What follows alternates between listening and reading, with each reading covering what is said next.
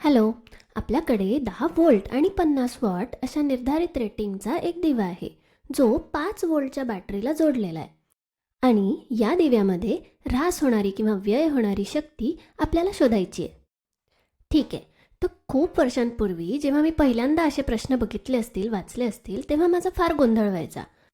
पहा, आपल्याला इथे बल्बचं रेटिंग म्हणजे बल्बची शक्ती 50 वॉट इतकी दिलेली आहे, आणि तरी पुन्हा प्रश्नामध्ये किती शक्तीचा व्यय होतोय हे शोधायला सांगितलंय. तर नेमकं काय होतंय हे? पण ठीक आहे, तुम्ही सुद्धा माझ्यासारखं गोंधळून जाऊ नका. आपण हा प्रश्न टप्प्याटप्प्याने सोडवूया. कोणताही प्रश्न सोडवण्याची पहिली पायरी म्हणजे आपल्याला काय विचारलंय ते लिहून घेऊया. आपल्याला विचारलंय की किती शक्तीचा व्यय होतोय. त्याला आपण पॉवर पी असं म्हणूया. ओके. आता यानंतर आपल्याला माहिती कुठली दिली आहे बरं? आपल्याला या दिव्याचं रेटिंग दिलेलं आहे.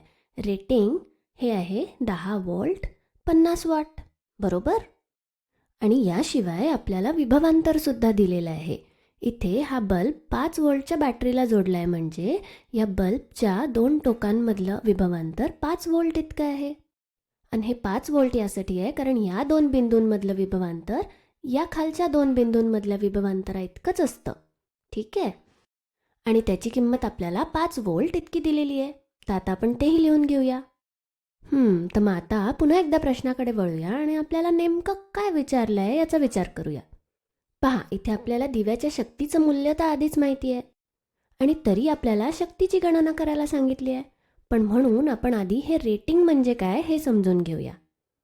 तर पहा, दिव्याचं रेटिंग म्हणजे जर या दिलेल्या दिव्याच्या 2 टोकांमधलं विभवांतर 10 व्होल्ट इतकं असलं असतं, तर त्या दिव्यामध्ये व्यय होणारी शक्ती ही 50 वॉट असली असती. ठीक आहे. आणि रेटिंगची व्याख्या कुठल्याही उपकरणासाठी अशीच असते. म्हणजे कुठल्याही एखाद्या उपकरणाच्या 2 टोकांमधलं विभवांतर जर इतकं असेल, तर त्यात व्यय होणारी शक्ती ही एवढी 50 वॉट इतकी असेल. ठीक आहे. पण मग आता आपल्या या उदाहरणामध्ये इथे 2 टोकांमधलं विभवांतर 10 व्होल्ट तर नाही आहे, ते तर 5 व्होल्ट आहे. म्हणजे मग याचा अर्थ असा होतो की या दिव्यामध्ये व्यय होणारी शक्ती 50 वॉट इतकी नसेल. ती तुम्ही अंदाज लावू शकता 50पेक्षा कमी असेल. आणि तेच तर आपल्याला शोधायचं आहे की 5 व्होल्ट इतकं विभवांतर असेल तर दिव्यामध्ये व्यय होणारी शक्ती किती असेल. मग आता सुरू करूया. आता हे सोडवायचं कसं? जर तुम्ही या प्रश्नातील आणि आपण आधी सोडवलेल्या सर्किटच्या प्रश्नांमधला फरक बघितला, तर मुख्य फरक तुम्हाला हा जाणवेल की आधीच्या सगळ्या प्रश्नांमध्ये आपल्याला जोडलेल्या उपकरणांचा वगैरे रोध माहिती असायचा, पण इथे तर आपल्याला रोध माहितीच नाही आहे. मग आता काय करायचं? जर आपल्याला दिव्याचा विद्युतरोध माहिती असता तर प्रश्न सोपा झाला असता, कारण जर आपल्याला रोध माहिती असता तर आपण ओमचा नियम वापरून परिपथामधील विद्युतधारा मोजू शकलो असतो. आणि एकदा आपल्याला विद्युतधारा आणि विभवांतर हे दोन्ही माहिती झाले की आपण शक्ती मोजू शकतो, कारण शक्ती म्हणजे व्होल्टेज आणि विद्युतधारा यांचा गुणाकार असतो, बरोबर? आणि म्हणून आता आपला प्रश्न सोडवताना पुढची महत्त्वाची पायरी म्हणजे या दिव्याचा विद्युतरोध शोधून काढणे. ठीक आहे. पण आता हे कसं करायचं? तर याचं उत्तर इथे लपलेलं आहे या रेटिंगमध्ये. आपल्याला सांगितलं आहे की या दिव्याचा विद्युतरोध असा काही आहे की 10 व्होल्ट विभवांतर असताना त्या दिव्यात 50 वॉट इतक्या शक्तीचा व्यय होतो. आणि मग आता ही माहिती वापरून आपण या दिव्याचा विद्युतरोध किती असेल हे शोधून काढू शकतो. आणि मग एकदा का आपल्याला विद्युतरोध किती आहे हे कळलं की मग आपल्याला व्यय होणारी शक्तीसुद्धा काढता येईल. तर मग आता या ठिकाणी तुम्ही व्हिडिओ थांबवा आणि तुम्हाला स्वतःला हे सोडवता येत आहे का बघा. चला तर मग आता एकत्र मिळवून सोडवूया. आपल्याला विद्युतरोध काढण्यासाठी रोध, शक्ती आणि विभवांतर या तिन्हीला जोडणारं सूत्र हवं आहे, बरोबर? ठीक आहे. आता आपल्याला माहिती असलेलं शक्तीचं सूत्र आपण लिहून घेऊया. शक्ती किंवा पॉवर पी बरोबर विभवांतर गुणिले विद्युतधारा, बरोबर? तर हे आहे आपलं शक्तीचं मुख्य सूत्र.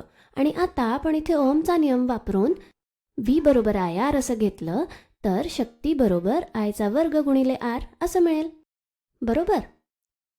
आणि अर्थातच आपण ओमचा नियम ह्या आयची किंमत बदलण्यासाठी सुद्धा वापरू शकतो. मग त्यावेळेस आपल्याला P बरोबर व्हीचा वर्ग भागिले आर असं सूत्र मिळेल. आणि मग प्रश्न सोडवताना या तीनपैकी जे सूत्र सगळ्यात योग्य असेल ते आपल्याला वापरता येईल. ठीक आहे. आता आपल्या प्रश्नामध्ये शक्ती, विभवांतर आणि रोध दिलेला आहे, म्हणून मग आपण हे सूत्र वापरू शकतो आणि अशा प्रकारे आपण आरची किंमत शोधून काढू. ठीक आहे. तर मग पहा, शक्ती P बरोबर व्हीचा वर्ग भागिले आर. आणि मग आता इथले मूल्य आपण या सूत्रामध्ये टाकूया. पहा, शक्तीचं मूल्य आहे 50 वॉट. त्यानंतर विभवांतर आहे 10 व्होल्ट, म्हणून इथे 10चा वर्ग आणि शेवटी भागिले आर. बरोबर. मग हे सोडवताना आपल्याला पुढची पायरी काय मिळेल? आर बरोबर 10चा वर्ग भागिले 50. आता 10चा वर्ग आहे 100, म्हणून मग आपण इथे 100 लिहू. नंतर 110 बाद होतील आणि 5 गुणिले 2 म्हणजे 10. म्हणजे मग आता आपण सांगू शकतो की दिव्याचा रोध हा 2 ओहम इतका आहे. सुपर. आपल्या प्रश्नातला पहिला मोठा टप्पा आता पार झालाय. आपण दिव्याचा रोध शोधून काढलाय आणि आता आपल्याला रोध माहिती असल्यामुळे आपण या परिपथाला कुठल्याही साध्या परिपथाप्रमाणे सोडवू शकतो. तर चला त्याची आपण आता आकृती काढून घेऊ. तर पहा, आपल्या या परिपथामध्ये रोध आहे 2 ओहम, जो आहे दिव्याचा रोध. बरोबर, 2 ओहम. आणि इथे विभवांतर आहे 5 व्होल्ट. त्यामुळे आपण इथे 5 व्होल्टचा विद्युत घट काढूया. आता आपल्याला माहिती आहे की या दोन बिंदूंमधलं विभवांतर सुद्धा 5 व्होल्ट इतकं आहे. ठीक आहे. आणि आता आपल्याला इथे व्यय होणारी शक्ती शोधून काढायची आहे. आणि त्यासाठी आता आपण ह्या तीनपैकी कुठलंही एक सूत्र वापरू शकतो. आपण या परिपथातली पहिले विद्युतधारा शोधून नंतर मग शक्ती शोधू शकतो. किंवा तसं न करता आपण सरळ सरळ हे तिसरं सूत्र वापरू शकतो. आपल्याला या रोधामध्ये व्यय होणाऱ्या शक्तीचे मूल्य पाहिजे. बरोबर. आपल्याला विभवांतर आणि रोध दोन्हीच्या किमती माहिती असल्यामुळे आपण हेच सूत्र वापरूया. तर मग पुन्हा एकदा शक्ती बरोबर व्हीचा वर्ग भागिले आर. आणि मग आता यात मूल्य टाकूया. व्ही आहे 5 व्होल्ट, म्हणून मग इथे लिहू आपण 5चा वर्ग भागिले रोध म्हणजे 2 ओम, तर इथे लिहू 2. आणि मग हे सोडवताना आपल्याला काय मिळेल? 25 भागिले 2 बरोबर 12.5 वॉट. आणि झालं. हेच तर आपलं उत्तर आहे. आणि पहा ना, आपण आधी विचार केला होता त्याप्रमाणे व्यय होणारी शक्ती 50 वॉटपेक्षा कमी आहे, बरीच कमी आहे, हो की नाही? आणि याचा अर्थ काय की 5 व्होल्टवर या दिव्यातून येणारा प्रकाश हा कमी असेल, मंद असेल. तर मग थोडक्यात काय की जेव्हा कधी आपल्यासमोर असे प्रश्न येतात तेव्हा सगळ्यात पहिली पायरी म्हणजे दिलेल्या रेटिंगचा वापर करून रोध शोधून काढणे. आणि मग एकदा रोधाची किंमत कळली की कुठलंही परिपथ साध्या परिपथासारखं सोडवता येतं. चला तर मग आता आणखी एक प्रश्न सोडवूया. यावेळेस इथे 2 दिवे दिलेले आहेत. पहिल्या दिव्याचं रेटिंग आहे 20 व्होल्ट 200 वॉट. दुसऱ्याचं रेटिंग आहे 20 व्होल्ट 50 वॉट. आणि या दोघांची एकसर जोडणी केलेली आहे. आणि याला जोडलेल्या विद्युत घटाचं विभवांतर आहे 40 व्होल्ट. आणि प्रश्न असा आहे की कुठला दिवा जास्त प्रकाश देईल? तर अर्थात आपल्याला हे विचारलं आहे की 2 पैकी कुठल्या दिव्यामध्ये शक्तीचा जास्त व्यय होईल. ओके. तर मग आता हा प्रश्न सोडवण्याच्या पायऱ्या आधीच्या प्रश्नासारख्याच आहे. आपण हे दोन्ही रेटिंग वापरून या दोन्ही दिव्यांचे विद्युत रोध शोधून काढू आणि मग ते मूल्य वापरून या दोन्ही दिव्यांमध्ये प्रत्येकी किती शक्तीचा व्यय होतोय ते शोधून काढू. ठीक आहे. तर मग आता या ठिकाणी तुम्ही व्हिडिओ थांबवा आणि तुम्ही स्वतः हे सोडवू शकता का ते बघा. चला मग तुमचा प्रयत्न करून झाला असेल तर आता आपण एकत्र मिळून सोडवूया. तर मग आधीच्याच प्रमाणे या रेटिंगचा वापर करून आपण दोन्ही दिव्यांचे विद्युत रोध शोधून काढूया. आणि त्यासाठी आपण या शक्तीच्या तिसऱ्या सूत्राचा वापर करूया. तर ही पहिली पायरी सोडवण्याचं काम मी तुमच्यावर सोपवते. जेव्हा तुम्ही हे सोडवाल तेव्हा तुम्हाला पहिल्या दिव्याचा रोध मिळेल. त्याची किंमत असेल 2 ओहम. आणि त्याच पद्धतीने दुसऱ्या दिव्याचा जर आपण रोध काढला तर त्याची किंमत तुम्हाला मिळेल 8 ओहम. तर इथे पुन्हा एकदा व्हिडिओ थांबवा आणि हीच मूल्य तुम्हाला मिळतात का ते बघा. आणि त्यानंतर आपल्याला असा परिपथ मिळेल. इथे विभवांतर आहे 40 व्होल्ट आणि आता आपल्याला या प्रत्येक रोधामध्ये किती किती शक्तीचा व्यय होतोय हे शोधायचं आहे. मग आता हे कसं शोधायचं? पहिली पद्धत म्हणजे आपण या दोन्ही रोधांच्या दरम्यान असलेलं विभवांतर शोधून हे तिसरं सूत्र वापरून मग प्रत्येकी त्याच्यात किती शक्ती व्यय होते हे शोधू शकतो. किंवा या परिपथामध्ये किती विद्युतधारा वाहते हे आपण शोधून काढू शकतो आणि मग त्यावरून आपण शक्तीचे मूल्यसुद्धा काढू शकतो.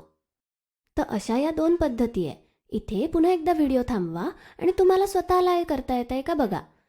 पहा, रोधांची एकसर जोडणी आहे आणि साधा परिपथ आहे. करून बघा. चला मग आता तुमचा प्रयत्न करून झाला असेल तर आपण एकत्र मिळून सोडवूया. मी हा प्रश्न सोडवण्यासाठी सगळ्यात आधी विद्युतधारा शोधून काढणार. तर मग विद्युतधारेचं मूल्य काढण्यासाठी हा साधा परिपथ सोडवूया. एकसर जोडणी असल्यामुळे या दोन्हींची बेरीज होईल आणि मग एकूण रोध असेल 10 ओहम. 10 ओहम आणि इथे विभवांतर आहे 40 व्होल्ट. अरे वा, आता या परिपथामध्ये 10 ओहम या रोधाच्या दरम्यान 40 व्होल्ट इतकं विभवांतर आहे आणि मग ओहमच्या नियमानुसार I बरोबर V भागिले R आणि मग इथे V आणि R ची मूल्य आपण टाकूया. V आहे 40, R आहे 10 आणि मग हे सोडवल्यावर आपल्याला मिळेल 4 अँपियर. आणि म्हणून मग आता आपण या परिपथामध्ये सुद्धा 4 अँपियर इतकी विद्युतधारा वाहते असं लिहू शकतो. आता इथे हे दोन्ही रोध एकसर जोडणीमध्ये असल्यामुळे या दोन्हीमधून 4 अँपियर इतकीच विद्युतधारा वाहते. आणि मग आता आपण या प्रत्येक रोधामधली शक्ती काढू शकतो. तर पहा, इथे शक्ती बरोबर आयचा वर्ग गुणिले R. आयची किंमत आहे 4 अँपियर आणि पहिल्या दिव्याचा रोध आहे 2 ओम. तर मग आयचा वर्ग म्हणजे 4चा वर्ग बरोबर 16 गुणिले रोध आहे 2 ओम. म्हणून 16 गुणिले 2 बरोबर 32 वॉट ही आहे पहिल्या दिव्याची शक्ती. आणि तसंच दुसऱ्या दिव्यासाठी सुद्धा शक्ती बरोबर आयचा वर्ग गुणिले R म्हणजे 4चा वर्ग गुणिले 8 आणि 16 गुणिले 8 होतात 128. तर 128 वॉट आहे या दुसऱ्या दिव्याची शक्ती. तर आता इथे आपण पाहू शकतो की या दुसऱ्या दिव्यामध्ये व्यय होणारी शक्ती पहिल्या दिव्याच्या तुलनेत बरीच जास्त आहे. त्यामुळे हा दुसरा दिवा जास्त प्रकाशमान असेल. तर अशा प्रकारे हे रेटिंग दिलेले प्रश्न सोडवायचे. सगळ्यात पहिले विद्युत रोध किती असेल हे शोधून काढायचं आणि मग साध्या परिपथाप्रमाणे सोडवायचं. ओके. आणि या सगळ्यात तुम्हाला एक गंमत लक्षात आली का? पहा, जेव्हा दिवे एकसर जोडणीमध्ये असतात तेव्हा ज्याचं रेटिंग कमी असतं तो दिवा जास्त तेजस्वी असतो. तर मग हे असं कसं होतंय याचा विचार करा.